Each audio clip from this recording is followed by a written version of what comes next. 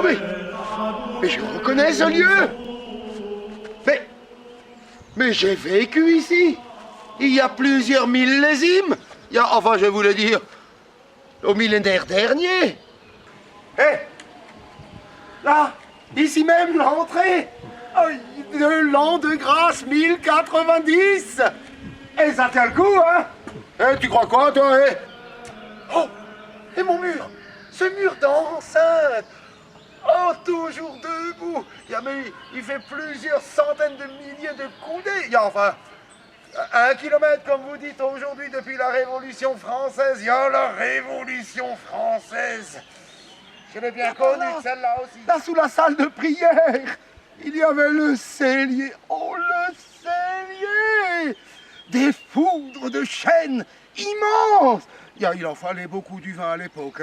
Hein. Pour l'hôpital, hein, le vin remède, le vin médicament, mais surtout pour la garnison, cela. Mais surtout, pour le vin de messe.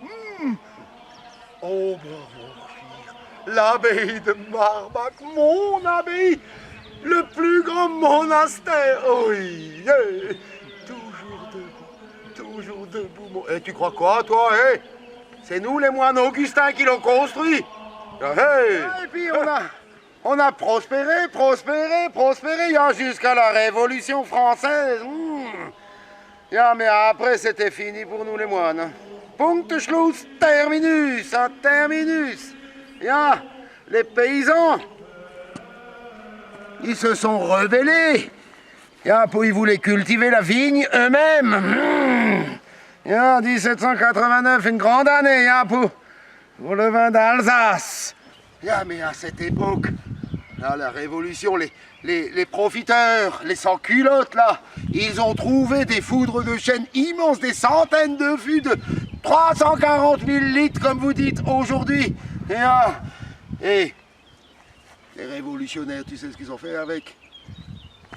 Ils ont tout vendu aux enchères,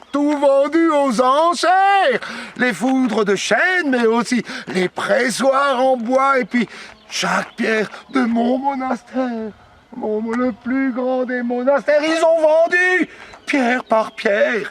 Une désolation. Et maintenant, j'aimerais qu'on aille voir mon vignoble à Aubourg-Morchuire. J'espère qu'ils l'ont pas vendu aussi, hein? Aubourg-Morchuire. Mais ça c'est mon village, le village de l'abbaye de Marbach. C'est où, Aubourg-Morchuire? Mais tu sors d'où, toi? D'au-delà des Vosges, d'outre-Vosges. Mais Aubourg-Morchuire. Mais ça juste à côté de Egisheim, la cité du pape Léon IX, le voyageur, comme on disait à l'époque. Aubourg-Morchuire, dans le berceau du vignoble des moines, dans notre belle Alsace. Et là maintenant, nous sommes sur ce terroir exceptionnel, divin dirais-je, le Bildestöckle. Mais ça c'est le nom original de l'époque en alsacien, hein. Jusqu'avant que Louis le XIVe arrive, et là, français, nous sommes devenus. Et comme ça, c'est... Bildestöckle. C'est facile à retenir le nom, hein. Bild, c'est l'image. Stöckle, c'est le pied. Le pied. Mais non, pas de cigogne, tu sais. Le pied de vigne, ok. Bildestöckle. Le terroir de mon abbaye de Marbach d'Aubourg-Morchuire. 28 hectares. Petit ce vignoble. D'accord, petit, mais alors exceptionnel. Dans notre belle Alsace, regarde le clocher à colombage. Unique, le clocher à colombage d'Aubourg-Morchuire. Le Bildestöckle, le terroir de l'abbaye des moines. Le Bild... Là. Tu sens là? Tu sens ce petit vent sec et chaud qui vient de la montagne? Ja, c'est ce que ressent le cep de vigne qui le fait grandir. C'est le fun. Le fun. Mes brebis, mes gentils. Je vais te dire maintenant la façon dont les Heiberger Roger et Fils travaillent comme tous les autres viticulteurs d'Obermorschwihr sur le Bill de Stöckli.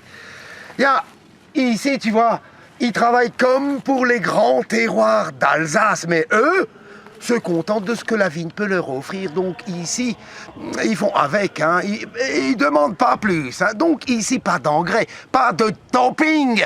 Ils se contentent de ce que la terre leur offre. Pourquoi quoi? Pourquoi c'est enherbé un rang sur deux? Oh yeah. Mais t'es curieux, toi, hein? Eh ben, je vais te le dire maintenant. Ils méditent, ils prient, et il regarde l'herbe pousser. Beaucoup de méditation. Hein. Ja, mais je rigole, tu sais. Oh, celui-là, il croit tout. Mais tu sors d'où, toi? Hein? Tu sors d'où, hein? Parce que tu vois, la charrue, l'herbe, enfin, les racines de la vigne en surface, elles sont pas tranquilles. Alors la solution, c'est plonger au plus profond, 20-30 mètres pour tout extraire dans la roche argilo-calcaire nette. Et alors là, ça donne des vins exceptionnels, hein, qui dès le XVIe siècle partaient là-haut, c'est la ville de Hans, de Hambourg. Regarde ces petits cailloux blancs. Ça a une particularité extraordinaire. Ça emmagasine, ça réfléchit la lumière dans la journée. Et ça restitue la chaleur la nuit, tu sais que... Les moustiques qui volent dans la vigne ne pensent qu'à une seule chose. Hein. Et comment te dire ça maintenant? Se reproduire. Ah, comme nous, net. Oh, Jésus-Marie, mes vœux de chasteté. Et enfin, ce chapelet béni diffuse un parfum qui rend fou le mâle. Il ne trouve plus sa femelle. Et alors là, c'est fini. Punktschluss terminus. Les milliers de bébés qui deviennent des vers de grappe, ce grand nuisible. Là. Caput terminus. Punktschluss. Oh yeah. Ça s'appelle la confusion sexuelle. C'est monastique, je te dis. Monastique. Biologique, biologique si tu veux. Et tu appelles ça comment, toi, l'abstinence sexuelle? Biodynamique. Oh yeah! Et avec cette technique, la confusion sexuelle terminée. Fini les insecticides. Fini. Rangé au placard pour toujours. Pour toujours. Maintenant, on va penser à goûter. Il fait soif, hein? Tu crois quoi, toi? On va goûter ce fameux vin des Heiberger Roger et Fils. Un bon goûtage. Ça te dit quelque chose, ça? Terroir, il y a tous les grands vins d'Alsace. Pinot noir, Pinot gris, Gewürztraminer, Riesling, Muscat. Oh yeah! Quand tu bois un verre de Pilz Stöckli, tu prends en toi toute la saveur, toute la puissance, toute la richesse du terroir d'Obermorschwihr. C'est ça aussi le vin. C'est pas juste un instant de plaisir. C'est plus que ça. Tu bois toute l'histoire qui va avec. Sélection de grains nobles, vendange tardive. Un nectar, un véritable nectar, un don du ciel. Maintenant j'arrête le goûtage, hein, sinon, solitude. Allez, mais va donc à Obermorschwihr, chez les Heiberger Roger et Fils. Tu le regretteras pas, c'est moi qui te le dis, ça. 51 grands crus d'Alsace et le mythique